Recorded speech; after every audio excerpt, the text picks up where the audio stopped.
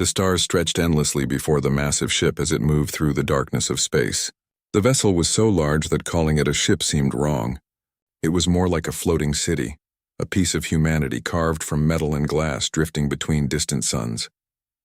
Captain Daewon stood on the bridge, looking at the screens showing the system ahead.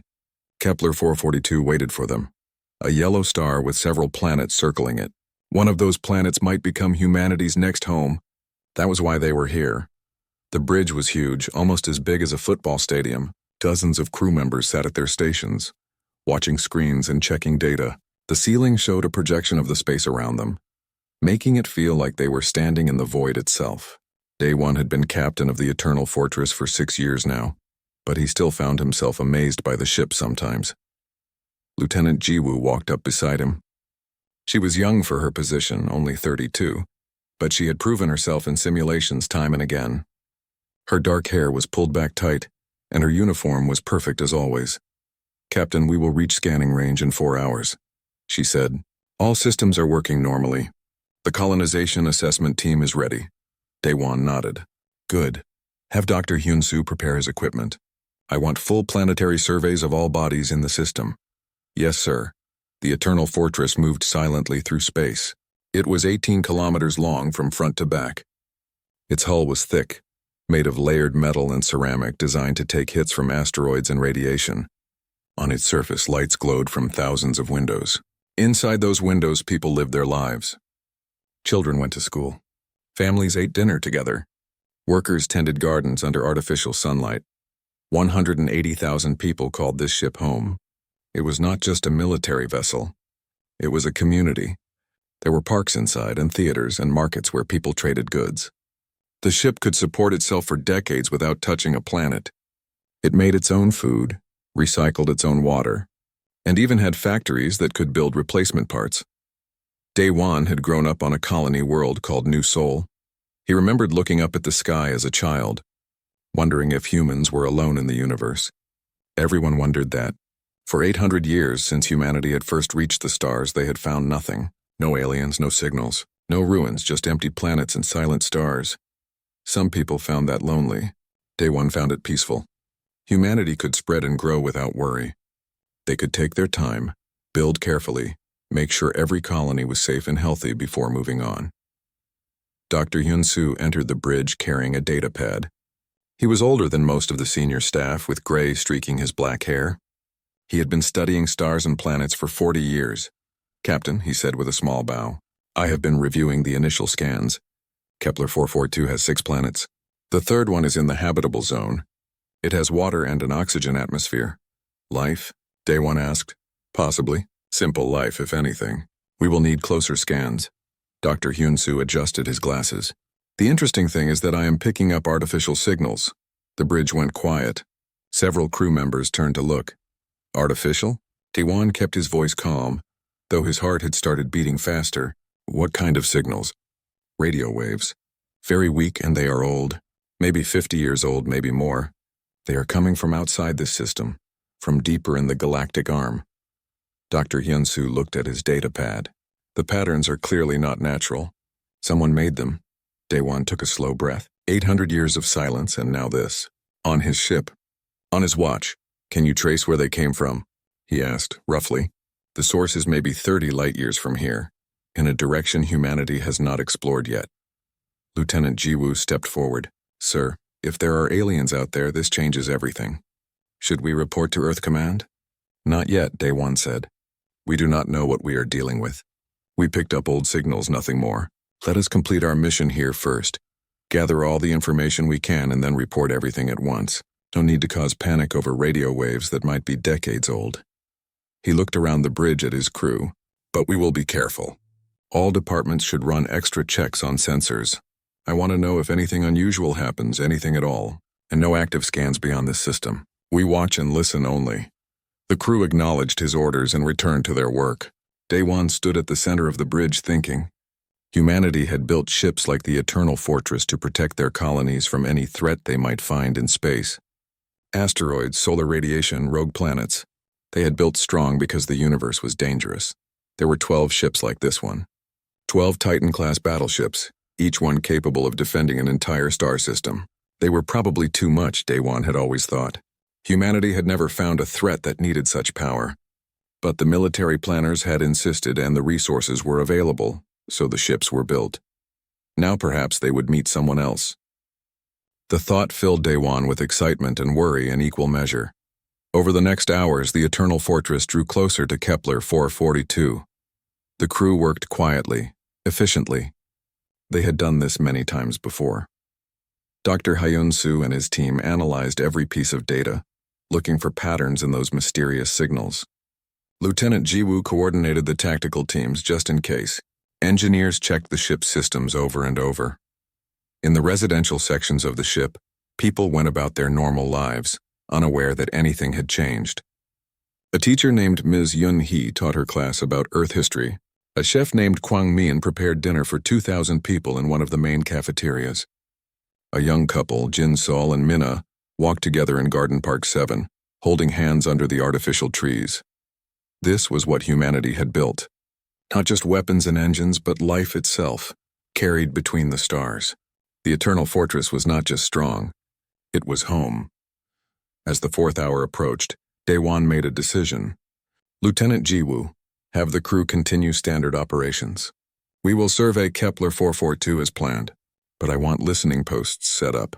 If anyone is out there and if they come closer, I want to know. Understood, sir. And Lieutenant?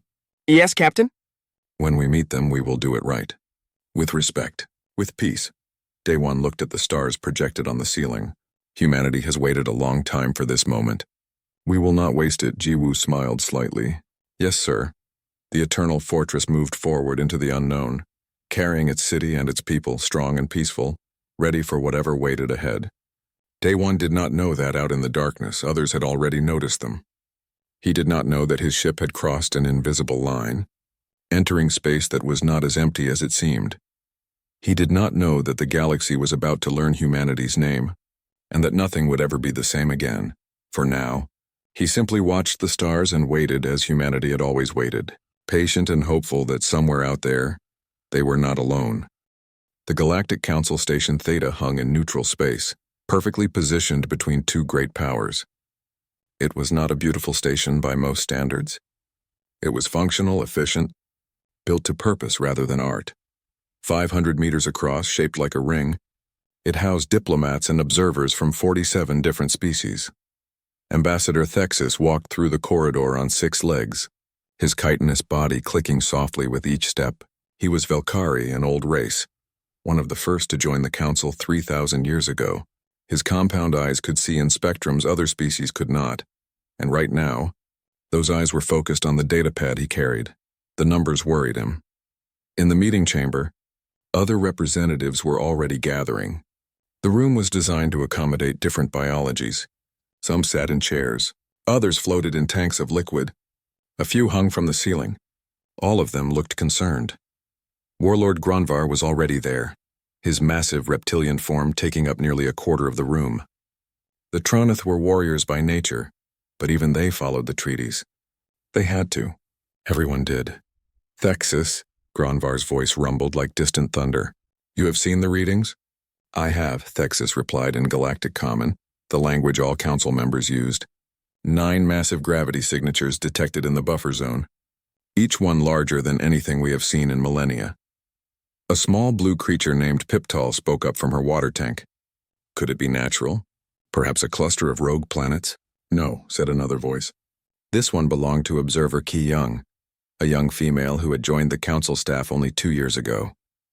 She was human, though nobody there knew what that meant. Humanity was not known to the galaxy. Ki Young had been sent by Earth intelligence, placed here to learn about aliens that her people did not know existed yet. She had kept her secret well. She had told everyone she was from a small isolated colony species on the far edge of the galaxy. Her people were primitive, she had said, barely spacefaring. The council had accepted this. Small species joined sometimes, sending observers to learn from the greater civilizations. But now Ki Young's hands were shaking as she looked at the data. She knew exactly what those gravity signatures were. Not planets, she said carefully. The movement patterns are too precise. These are ships. The room exploded into noise. Different species made different sounds of alarm.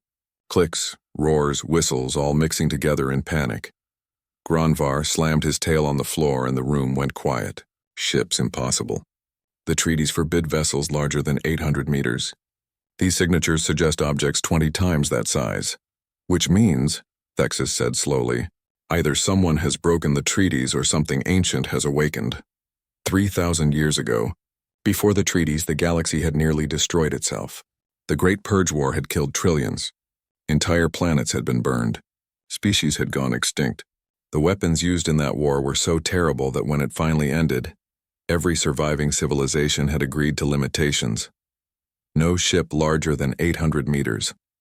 No weapons more powerful than Class 4 plasma arrays. No planet-killing devices. These rules had kept the peace for 3 millennia. Everyone in the chamber knew the history. Everyone understood what large ships meant. They meant war. They meant death. Could it be the Builders? Someone asked quietly. The Builders were a legend, an ancient race that had vanished millions of years ago. Sometimes their machines were found, still functioning, still dangerous. Possible, Thexus admitted. We must investigate. If these are Builder weapons, they could destroy everything. Granvar nodded. I will organize a fleet. We will need ships from many species. This is a threat to all. Agreed, said Thexus. We will approach carefully. We will try to communicate if possible.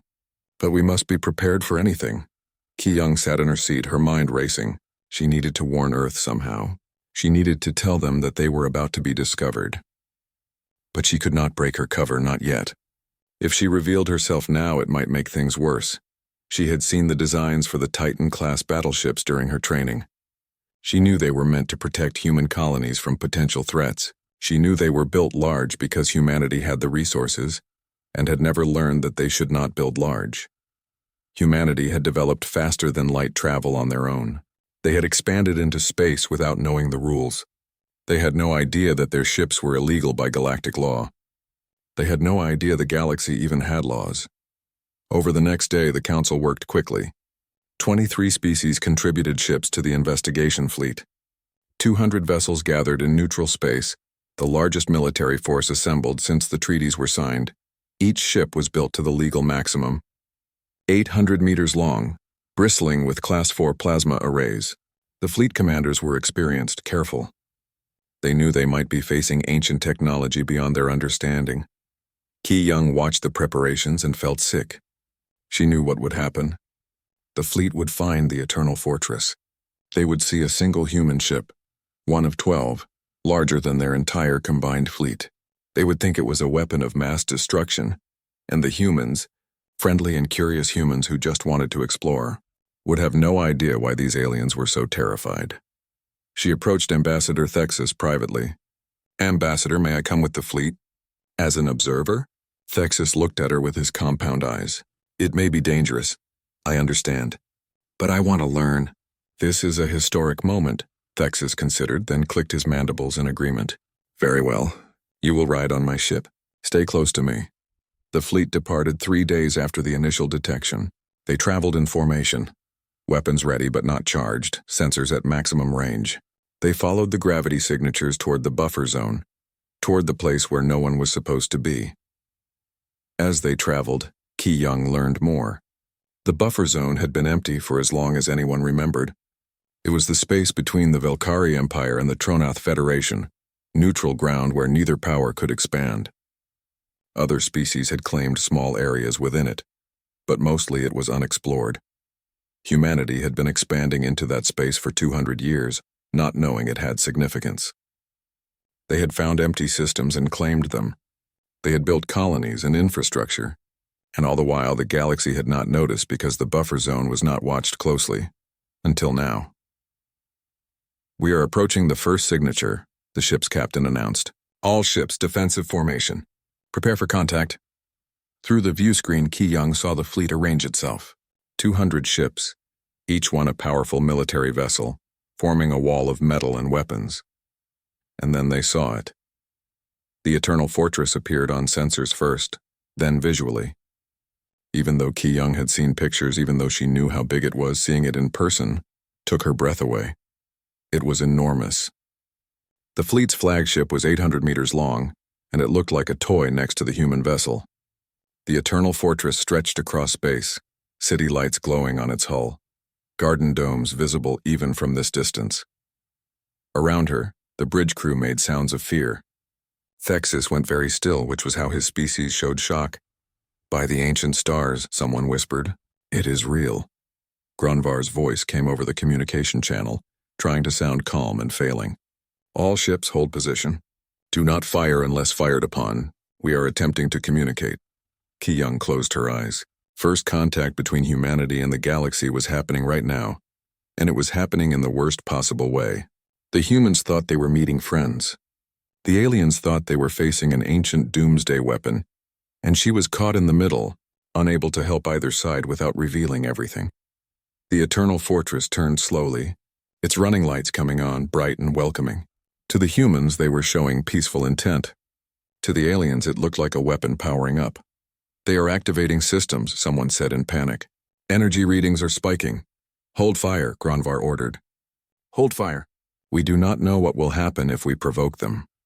Ki-Young watched as the two groups faced each other across the void, neither understanding the other, both afraid for completely different reasons. History was being written right now, and she prayed it would not be written in fire. Captain Day-Wan was drinking tea when the sensors detected the fleet. The warm cup was halfway to his lips when Ensign Bora's voice cut through the bridge's calm atmosphere. "Captain, multiple contacts. 200-plus vessels emerging from hyperspace at bearing 270. Day-Wan set down his cup carefully. Around him, the bridge crew snapped to attention. Lieutenant Jiwoo was already at her tactical station, fingers dancing across controls. "Distance?" Day-Wan asked. 30,000 kilometers and holding, Jiwoo reported. "They are not approaching. They are in defensive formation." "Defensive?" Day-Wan stood up. "Why would they be defensive?" Dr. Hyun-Soo rushed onto the bridge, his face flushed with excitement. "Captain, they are here. The ones who sent those signals. They are really here." Day-Wan felt his heart race.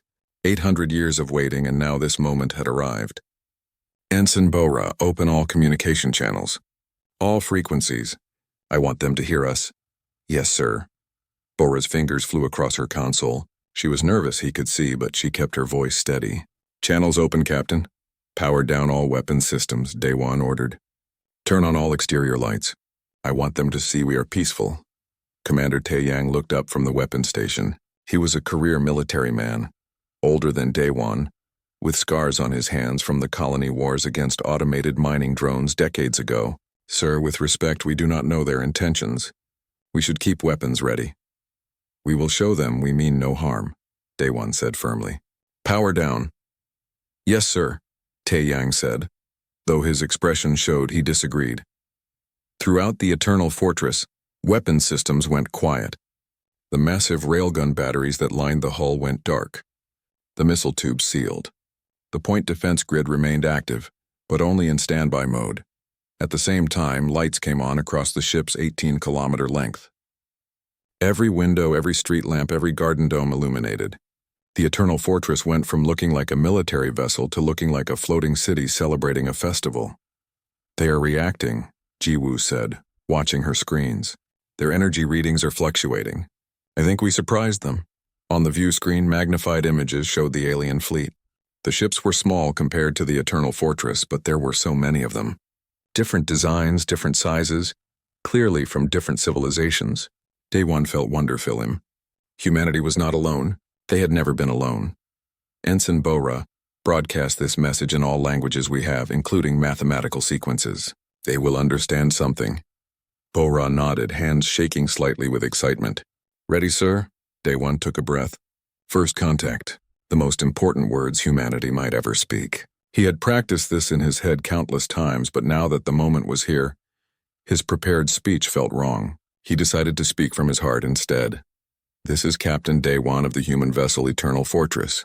We come in peace. We are explorers, colonists, looking for new homes among the stars. We did not know anyone else was here. We are happy to meet you. We wish to be friends." The message went out across all frequencies in all the languages humanity had created, plus mathematical patterns that any technological species should recognize. The bridge fell silent, waiting.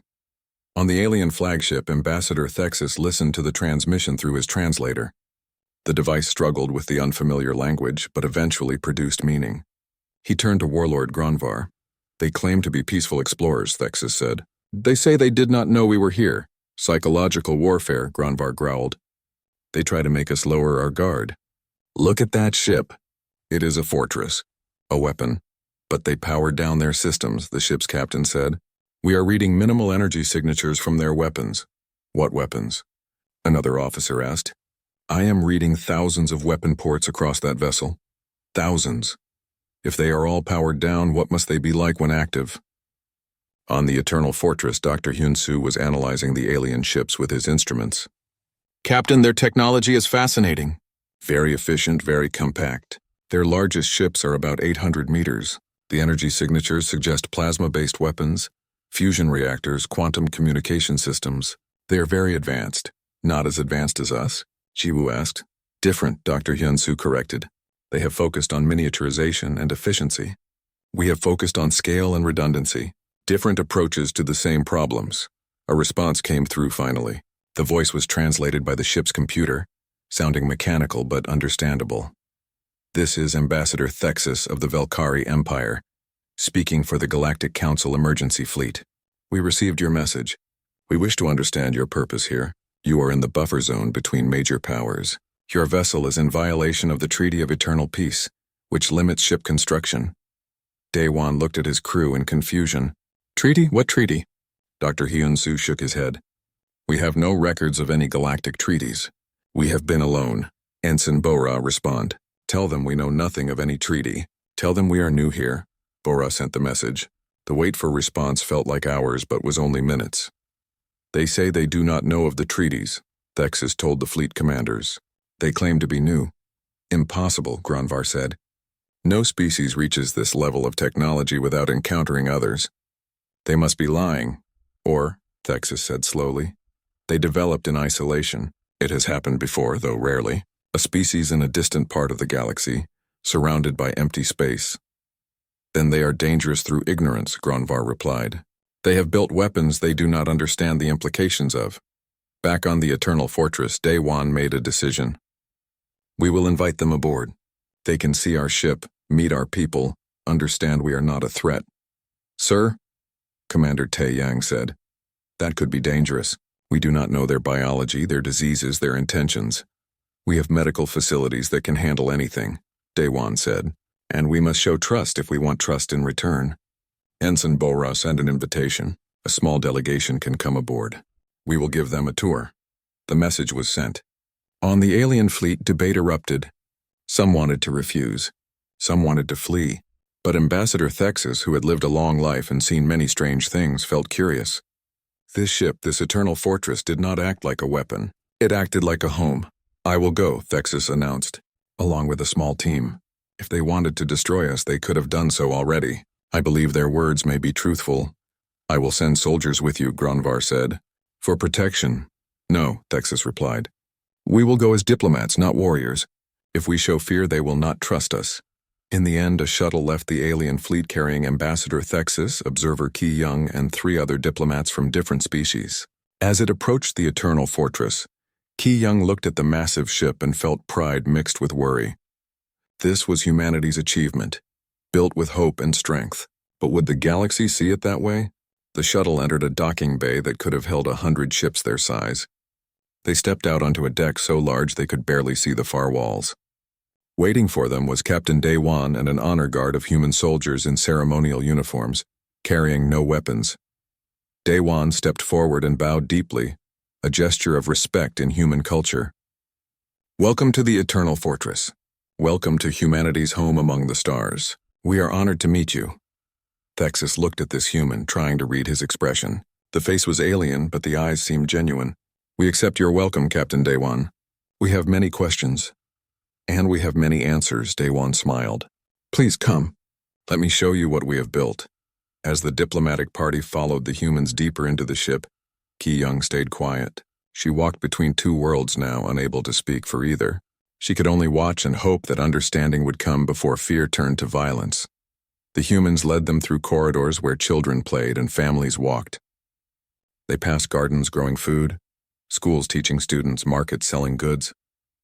The aliens saw that the Eternal Fortress was not just a ship. It was a civilization in motion, and slowly their fear began to mix with wonder. The tour had been going for 2 hours, and Ambassador Thexus felt his understanding of reality shifting with each step. They had walked through residential districts where 20,000 humans lived in comfortable apartments. They had seen schools where children learned mathematics and art.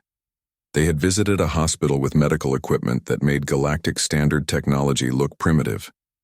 Now they stood in Garden Section 7, under a dome that created artificial sunlight. Real trees grew here, transported from Earth and carefully maintained. A stream flowed through artificial rocks and small birds flew overhead. The air smelled of flowers and fresh soil. "This is beautiful," said Velkara, a diplomat from the aquatic species. She had been quiet for most of the tour, but now her translator carried wonder in her voice. "You brought life with you." "We bring everything with us," Captain Dewan said simply. "The Eternal Fortress is not just a ship. It is a piece of Earth traveling to the stars. We may spend years between planets, so we must have everything we need to live well." "How many people are on this vessel?" Thexus asked. 180,000 permanent residents, Dewan replied, though we can support up to 250,000 in emergency situations. The diplomatic team exchanged glances. In the galactic community, military vessels had small crews, maybe a few hundred at most. This ship had the population of a small planet. They continued walking, and Dr. Yun-Su joined them. He was excited to meet alien scientists, asking questions about their biology and technology. The aliens answered carefully, still uncertain about these humans and their massive ship.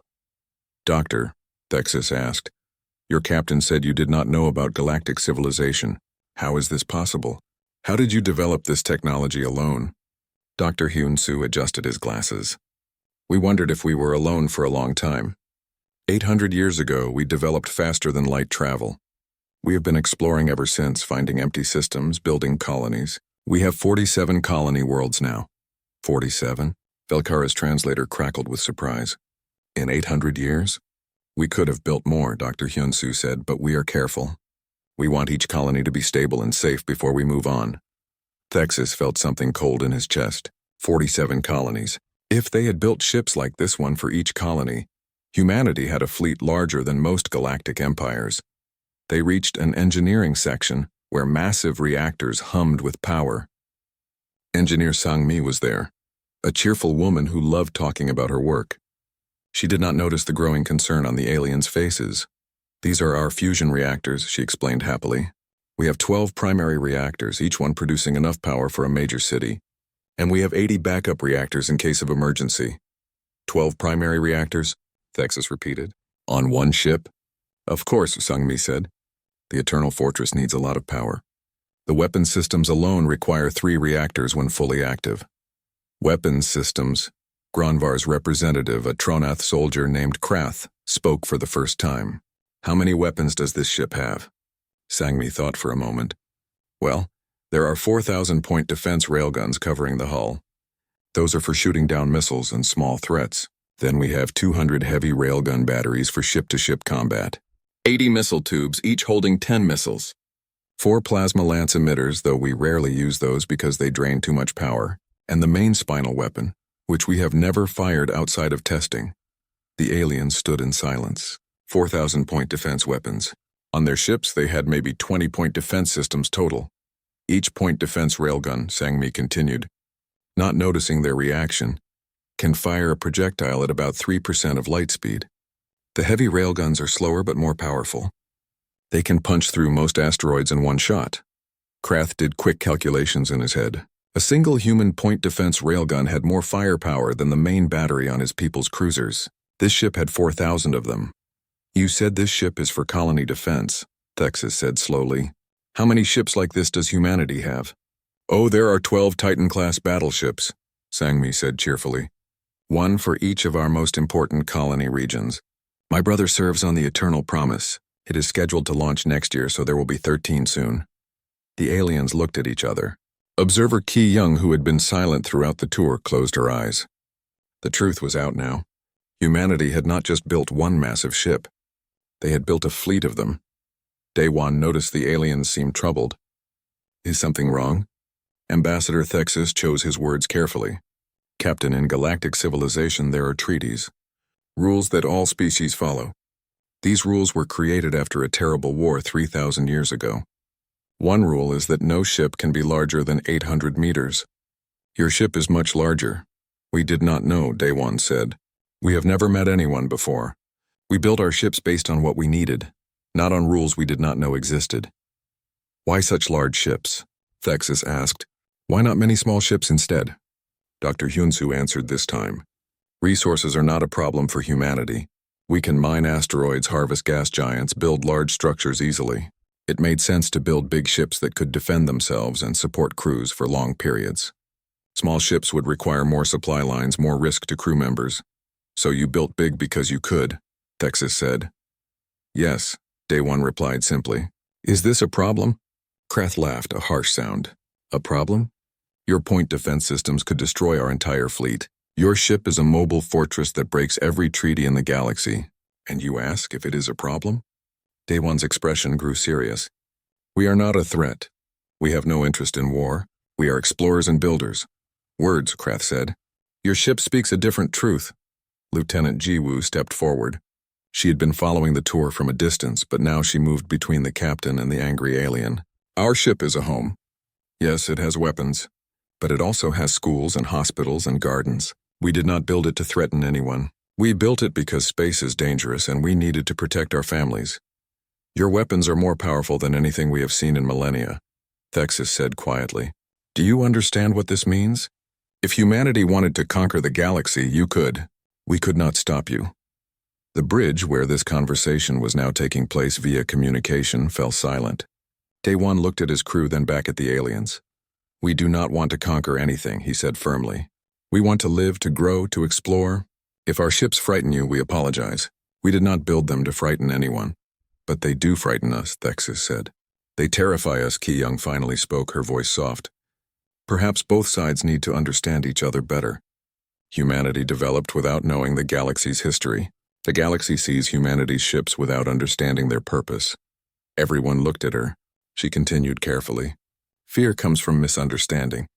Captain Day-One has shown you his ship honestly. He has hidden nothing. Does that seem like the action of a conqueror?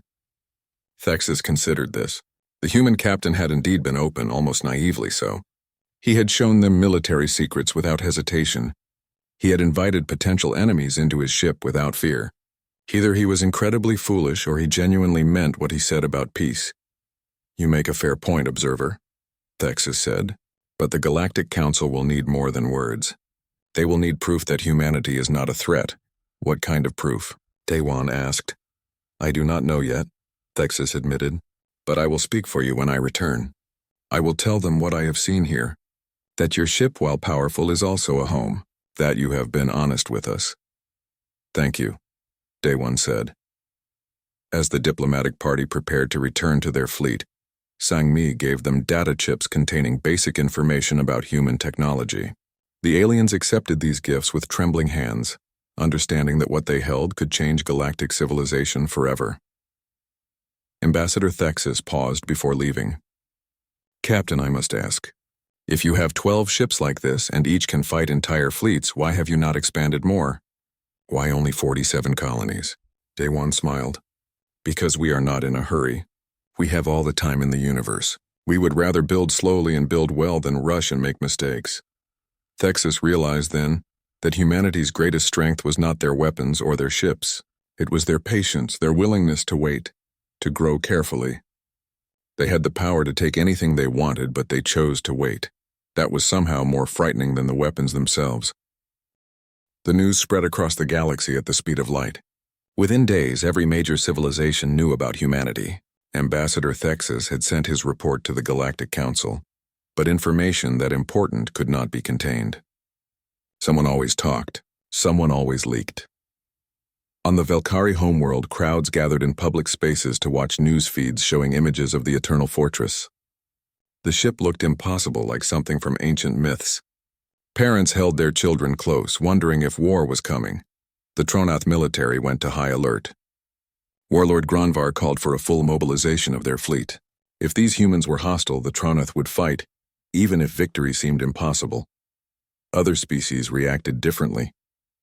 Some saw opportunity. If humanity was truly peaceful, perhaps they could be allies. Perhaps their technology could be traded for. Others saw only threats and called for preemptive strikes before humanity could expand further. On Galactic Council Station Theta, the emergency meeting chamber was full. Representatives from 60 species argued loudly. The chamber's translation systems struggled to keep up with all the different languages being spoken at once. High Counselor Varesh called for order. She was an ancient being, one of the oldest living creatures in the galaxy. She had seen the Great Purge War as a child.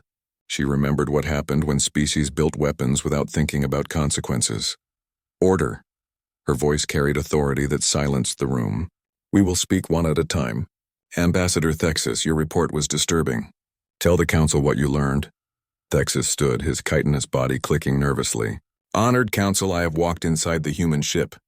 I have spoken with their captain. I believe they are telling the truth. They did not know we existed. They built their ships without knowing about our treaties. But they built them anyway, someone shouted from the crowd. They built weapons that could destroy us all. Yes, Thexus agreed. But they also built homes, schools, hospitals. The ship is not just a weapon. It is a city. 180,000 people live there. They have gardens and parks. They have families. Families on a warship, another voice called. That makes no sense. Why put civilians on a military vessel? Because to them it is not a military vessel, Thexus explained. It is both. They do not separate military and civilian like we do. They built ships that could protect their people and also let them live comfortably during long voyages. Varesh studied the data Thexus had provided. Images of human children playing in gardens. Diagrams of the ship's systems. Reports on their technology. Everything painted a picture of a species that was powerful, but not necessarily hostile. They have 47 colonies, she said, and 13 of these massive ships. Even if they are peaceful now, what happens in 10 years? 100 years? 1,000? They could expand across the entire galaxy. We could not stop them. Should we try to stop them? Asked a small delegate from a species that valued art over war. If they are peaceful, perhaps we should welcome them.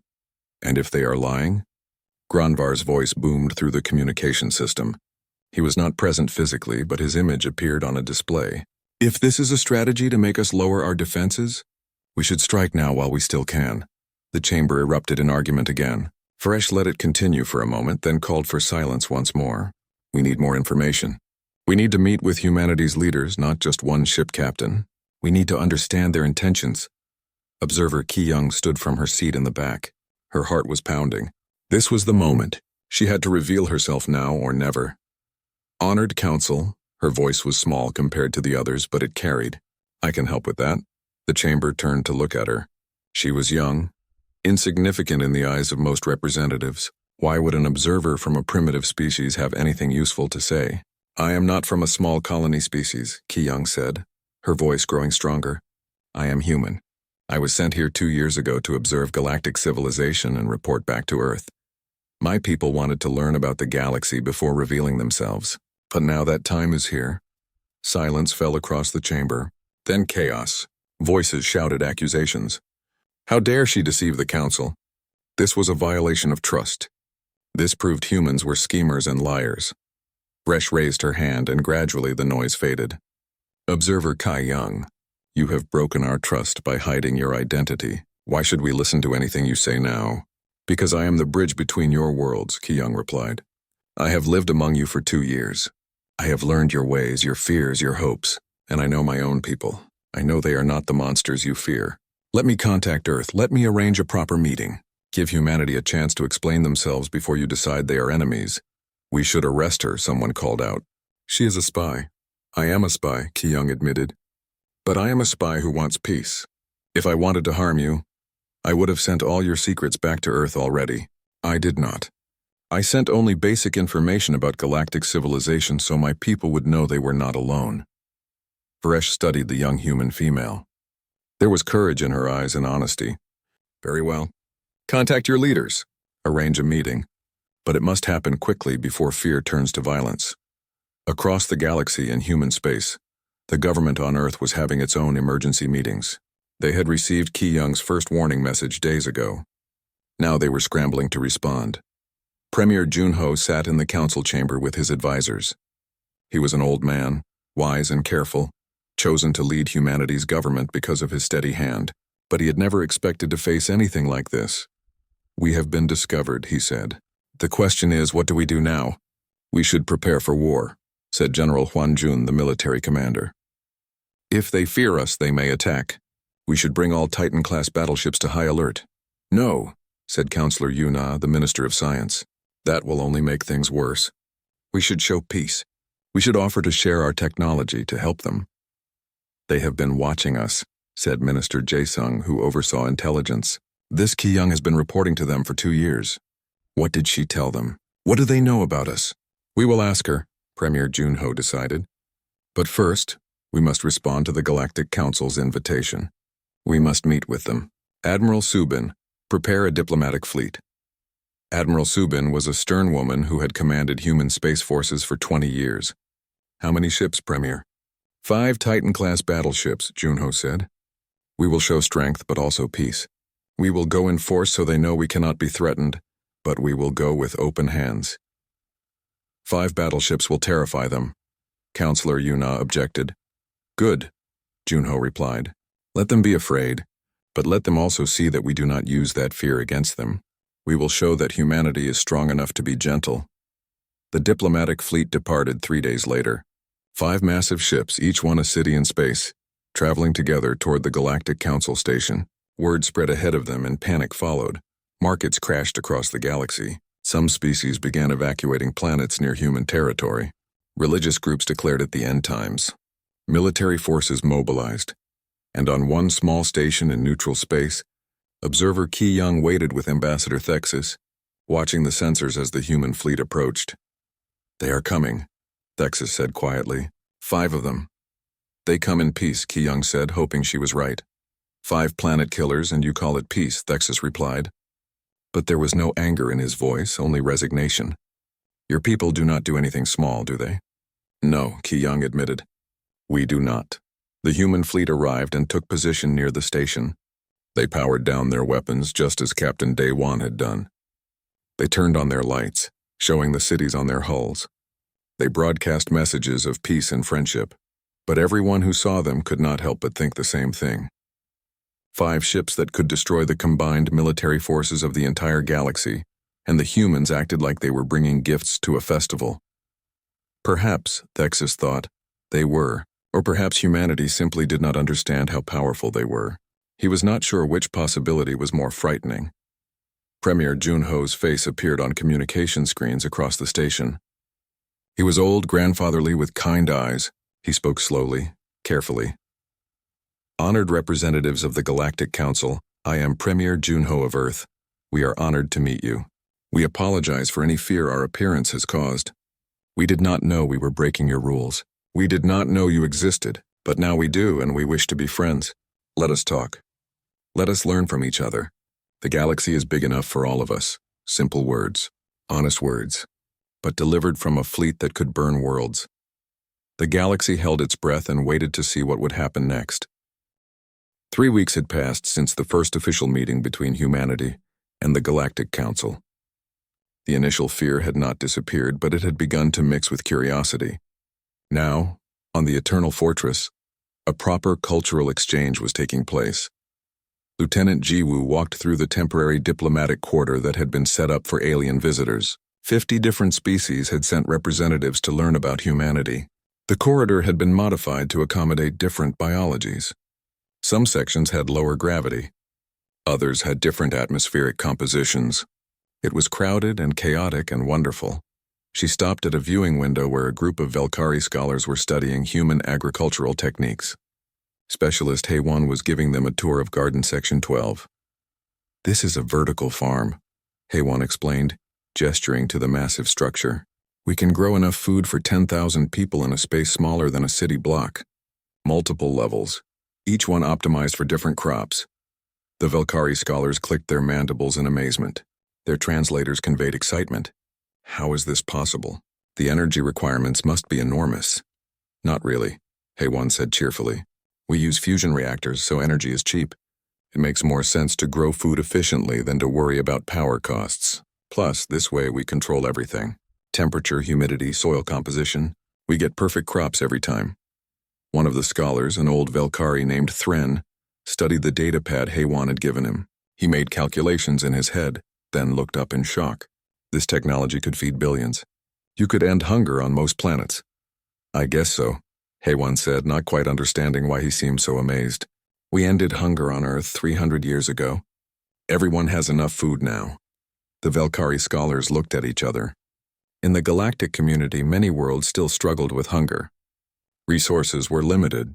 Population control was necessary. The idea that food could be made abundant seemed almost magical. Would you share this technology? Thren asked carefully. Of course, HFY said, surprised by the question. Why would we not?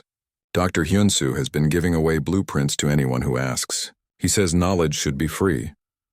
Elsewhere on the ship, Dr. Hyunsu was indeed sharing information freely, perhaps too freely. He sat in a laboratory with alien scientists discussing human medical technology. This is our standard medical scanner, he said, showing them a device about the size of a briefcase. It can diagnose most diseases in seconds. Full body scan, genetic analysis, everything. A Tronith doctor named Shal examined the device with her clawed hands.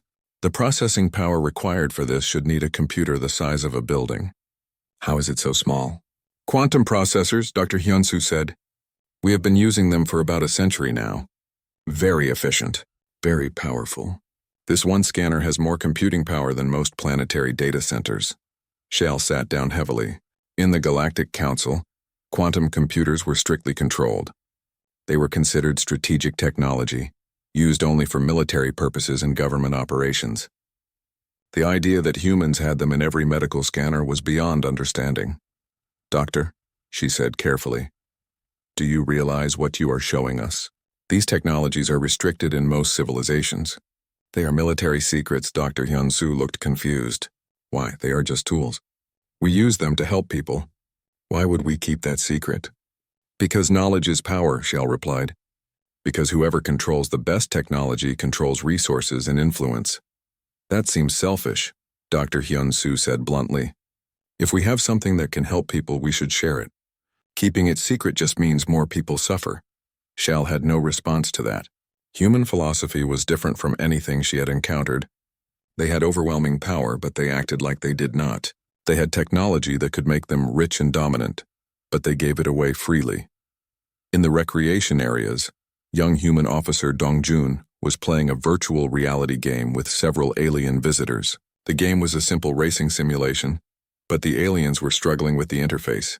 How do you process information so quickly? Asked Caress, a pilot from the aquatic species. She was trying to navigate the course but kept crashing. The response time is too fast. Really? Dongjun slowed his simulation down. I can make it easier if you want. That is not the point, Caress said, pulling off the VR helmet. Your entertainment systems use more processing power than our military tactical computers? How is this normal for you? Dongjun shrugged. We like good graphics. Why make entertainment that is not fun? Caress realized that humans lived in a state of abundance that most species could not imagine. They used cutting-edge technology for games and hobbies. They wasted computing power on making virtual worlds look pretty. It was wasteful and excessive and somehow charming. She found herself smiling. Dongjun was young and enthusiastic, always eager to show her new things. Over the past weeks, they had spent a lot of time together. She was teaching him about her species' culture. He was showing her human music and art. Play it again, she said, putting the helmet back on. But slowly this time. I want to beat your high score. Dongjun laughed. Good luck. I've been playing since I was 6 years old. They played for hours, and Caress found herself enjoying the challenge. More than that, she enjoyed his company. It was strange, developing feelings for an alien, but Dongjun made it easy to forget they were from different worlds. In the main conference hall, a meeting was taking place that would change everything. Lieutenant Ji-woo, recently promoted to commander for her diplomatic work, was giving a presentation to council representatives. As you can see from these star charts, she said, humanity has been expanding into what you call the buffer zone for 2 centuries. We did not know it was significant. We thought it was empty space. How many colonies do you have now? Asked a council administrator. 47 confirmed colonies, each with populations ranging from 10,000 to 3 million.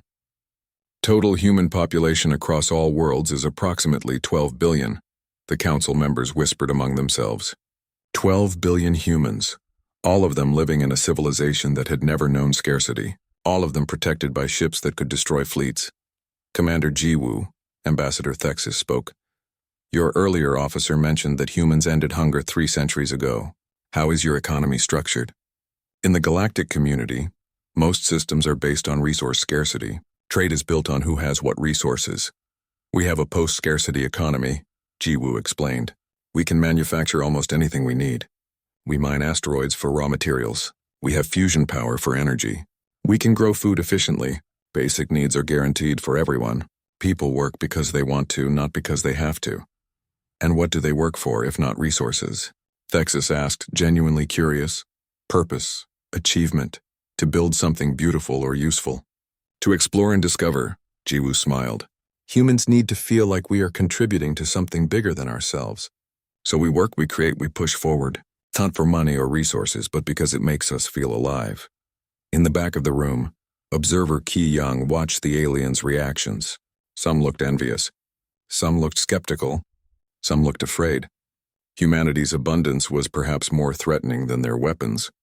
If resources were no longer scarce, the entire galactic economy would need to change. After the presentation, Jiwoo found Dongjun and Caress together in the observation deck. They were looking at the stars, standing close to each other. Jiwoo smiled.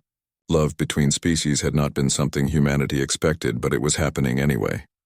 Officer Dongjun, she said, making them jump apart. I have a question. Have you told your friend about our colony ships? No, Commander. Should I? Probably, Jiwoo said.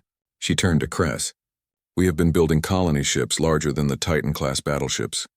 They are designed to carry 500,000 people, and everything needed to establish a new colony. The first one will launch next year. Cress went very still. How large?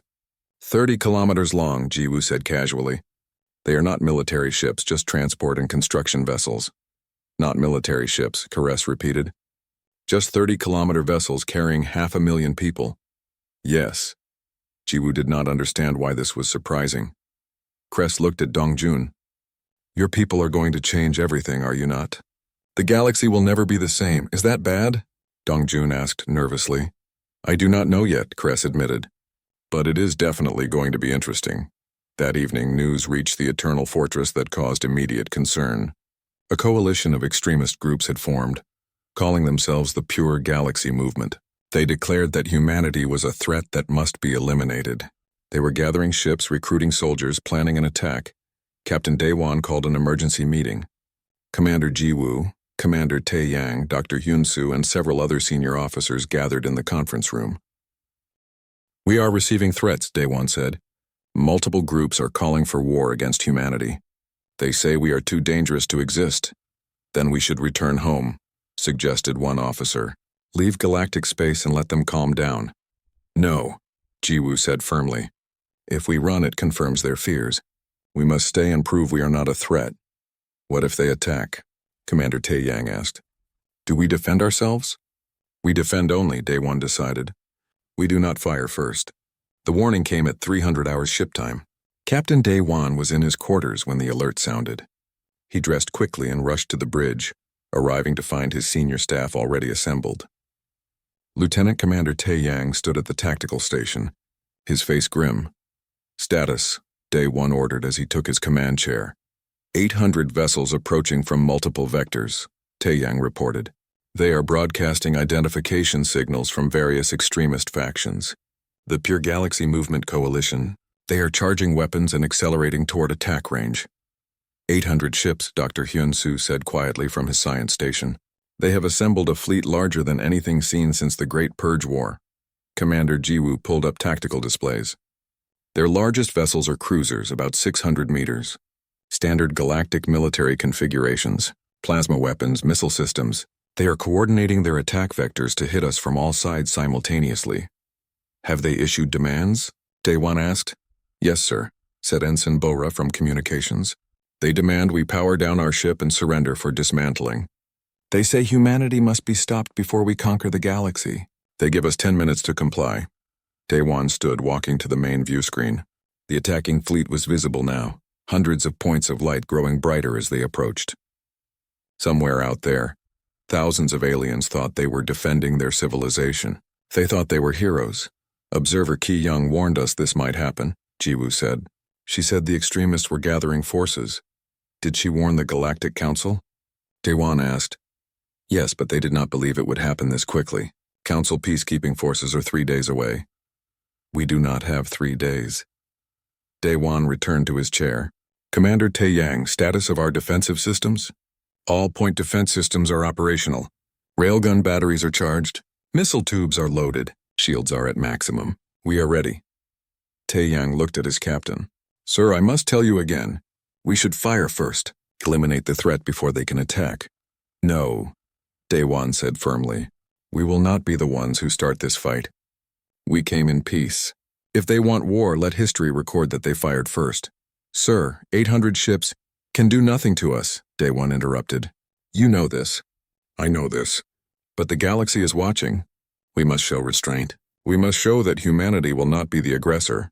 Tae-yang nodded stiffly. He did not agree, but he would follow orders. All hands battle stations, Daewon announced over the ship-wide communication. This is not a drill. We are under threat of attack. All civilians to shelter areas. All military personnel to defensive positions. Remember your training. We defend only. We protect this ship and everyone on it.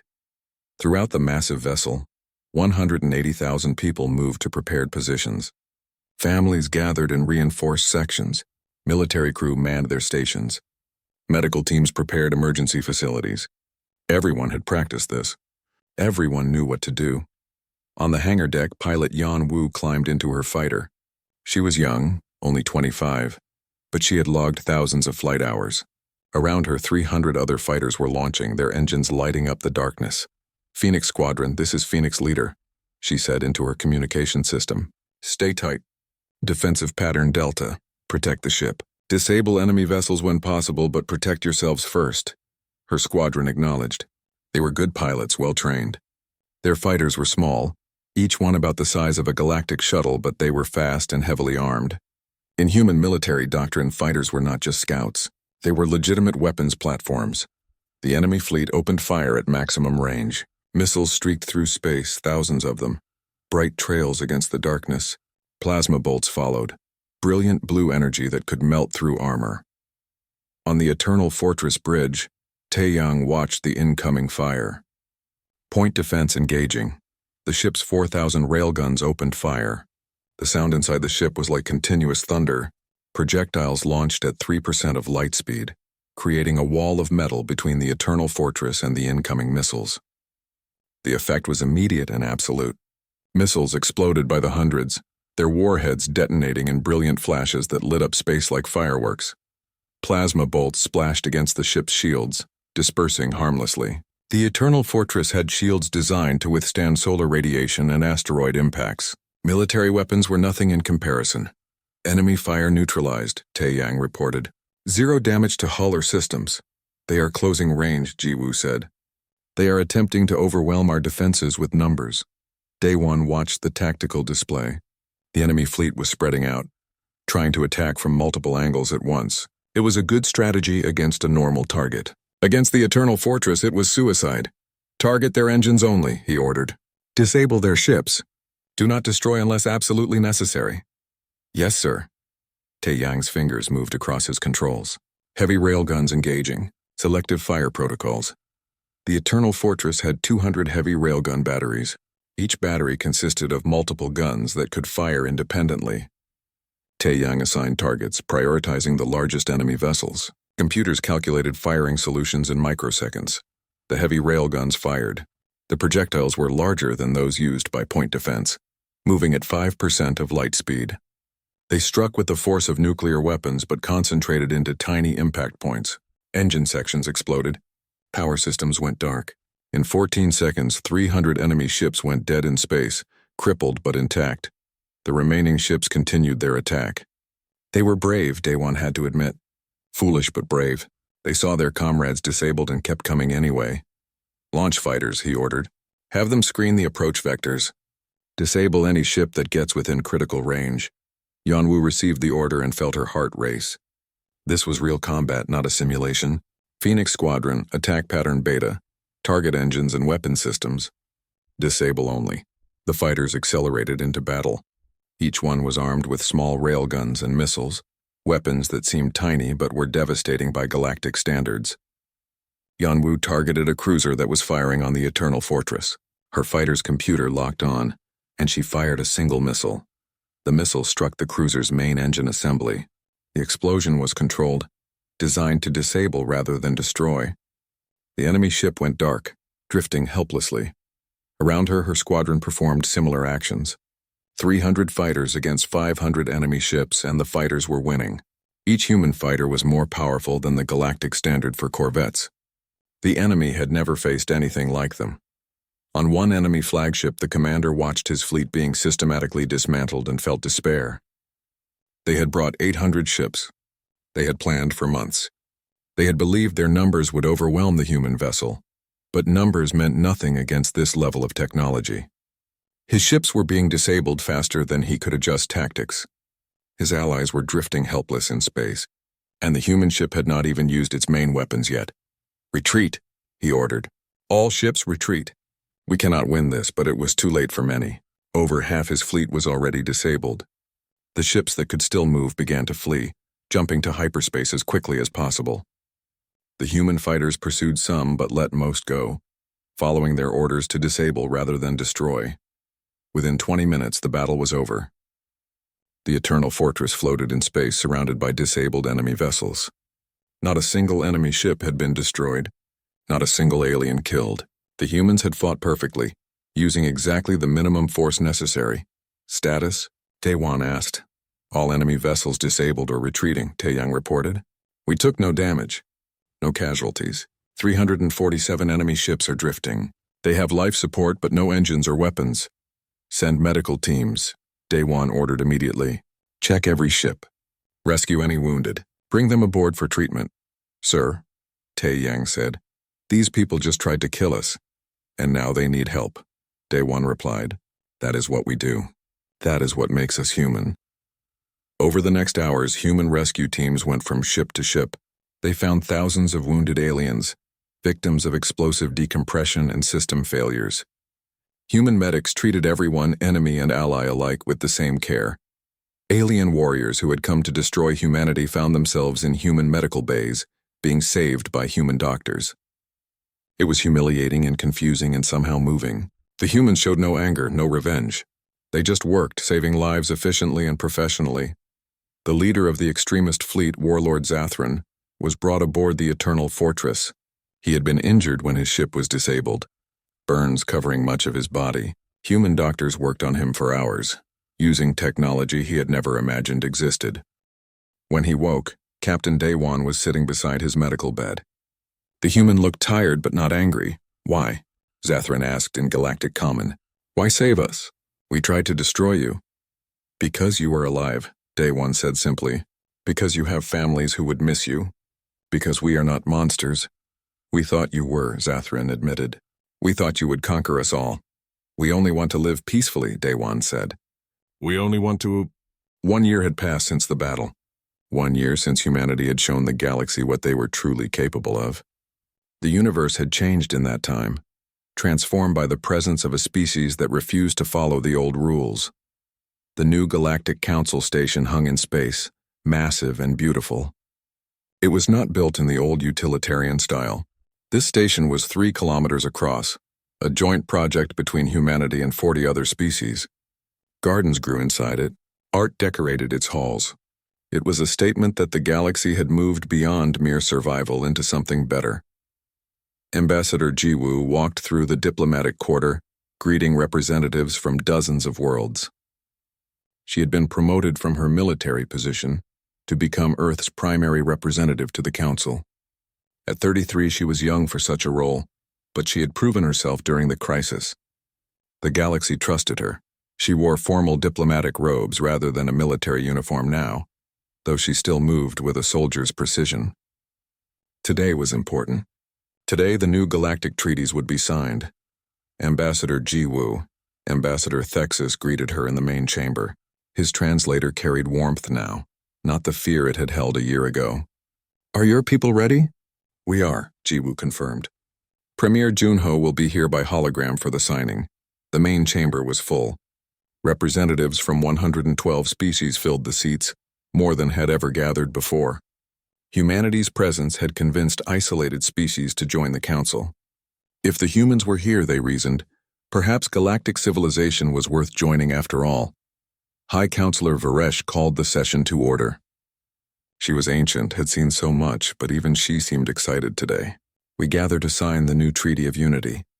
These accords replace the old limitations with new understanding. Humanity has taught us that restrictions born from fear are not the answer. Cooperation born from trust is. Premier Junho appeared as a hologram at the center of the chamber. He was older now, his hair completely white, but his eyes were still sharp and kind. Honored representatives, 1 year ago my people were discovered by yours. You feared us. We did not understand why, but through patience and communication, we have learned from each other. He paused, looking around at the assembled species. The old treaties limited ship sizes and weapons because your ancestors feared another war. We understand that fear now. We have learned your history. But we believe there is a better way. Not limitation, but cooperation. Not fear, but trust. The treaty was revolutionary. It removed the old size restrictions on vessels, but required that any ship larger than 2 kilometers be registered with the Council. It established joint defense forces that all species could contribute to. It created technology sharing agreements that would spread human innovations across the galaxy. Most importantly, it established the Protection Accord. Humanity agreed to defend any council member from external threats. In exchange, human colonies would be recognized as legitimate, and humanity would have a permanent seat on the council. Some may say we are giving humanity too much power, Varesh acknowledged. But the truth is they already have that power. What we are doing is giving structure to it, making it official and accountable. One by one, the representatives signed, some eagerly, some reluctantly, but all understanding that this was the beginning of a new era. When Jiwoo pressed her hand to the signing pad, adding Earth's commitment, the chamber erupted in applause. Not just clicking or chirping or whistling, but actual applause. The aliens had learned that human gesture and adopted it. After the ceremony, Jiwoo found Dr. Hyun-soo in one of the research laboratories. He was working with a team of alien scientists, their different biologies creating a strange but harmonious sight. A Velkari, a Tronath, and 2 other species she did not recognize, all collaborating on something that involved a lot of mathematics on display screens. Doctor, she greeted him. What are you working on? Dr. Hyun-soo looked up, his face lighting with excitement. Ambassador! Come look at this. We are combining human dark matter manipulation with Velkari quantum field theory and Tronath gravity mathematics. We think we can create a new type of faster-than-light drive that is 10 times more efficient. 10 times? Jiwoo was impressed. That would change everything. Yes, said the Velkari scientist, whose name was Kren. What we could not achieve separately, we accomplished together. Human brute force approach combined with our efficiency creates something neither could build alone. It was happening all across the station, joint projects that combined different species' strengths.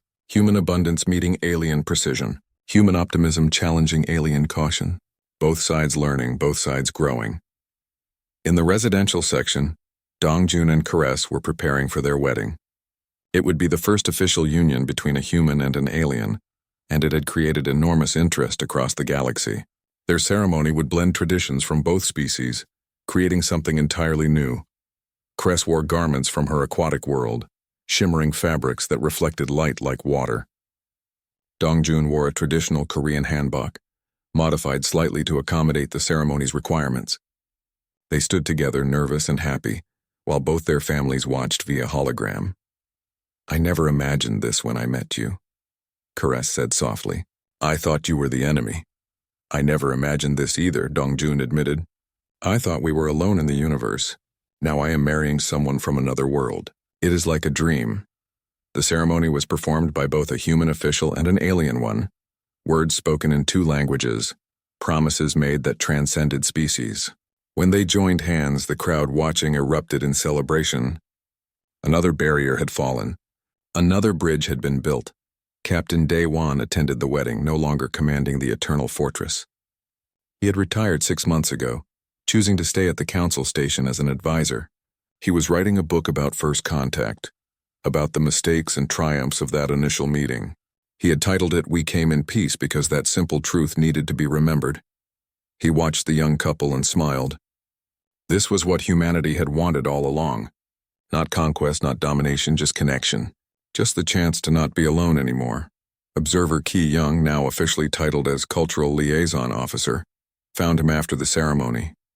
"Captain, you look happy." "I am," Day One admitted. "We did it, Ki Young. We made first contact and we did not ruin it." "We almost did," she reminded him. "If you had fired first during the battle, everything would be different." "But we did not," Day One said. "That is what matters.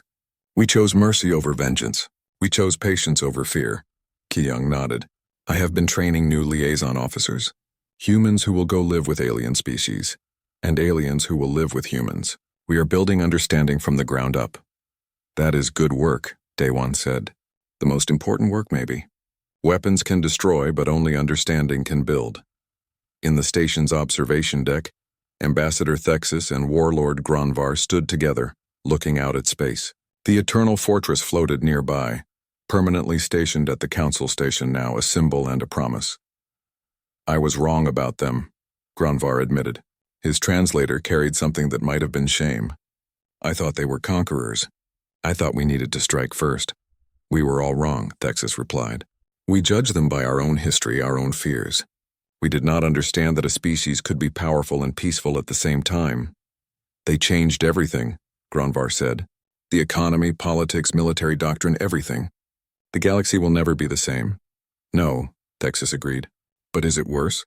Look around. Species that were enemies for centuries are now working together. Technology is advancing faster than ever before. Hunger is ending on worlds that had suffered for generations. The humans brought abundance with them and they shared it freely. Beyond the station in human space, work continued on the new colony ships. The first one, the Promise of Tomorrow, was nearly complete. 30 kilometers of hull, designed to carry 500,000 people to distant stars.